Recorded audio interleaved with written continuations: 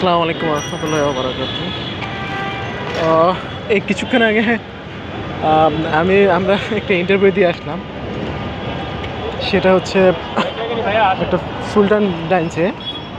তো সেখানে দেখতে পারলাম 15,000 টাকা বেতনে 15,000 টাকা বেতনে অনার্স কমপ্লিট করা মানুষকে তারা 15,000 টাকা বেতনে অফার করতেছে।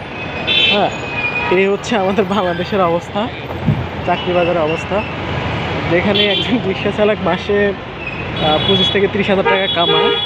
একজন ফুচকাওয়ালা তার দিন শেষে তার ইনকাম থাকে 1,000 টাকা। সেখানে একটা অনার্স মাস্টার্স কমপ্লিট করা ছেলেকে তারা 15,000 টাকা অফার করে।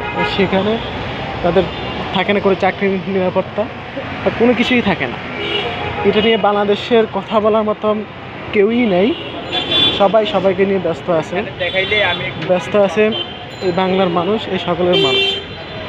তো এই হচ্ছে আমাদের সিস্টেম, আমাদের কালচার, এই হচ্ছে বাংলাদেশের অবস্থা।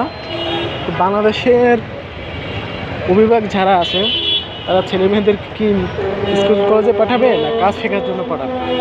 এই যে হিউজ জনসংখ্যা, এই হিউজ জনসংখ্যাকে কীভাবে মানব সম্পদ রূপান্তর করা যায় সেটার দিকে আমাদের অবশ্যই একটু খেয়াল রাখা উচিত, লক্ষ্য দেওয়া উচিত।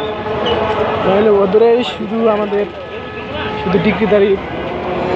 ডিগ্রিদারি শুধু লোকই বের হবে, শুধু কর্মধারী লোক বের হবে। ভালো থাকবেন সবাই।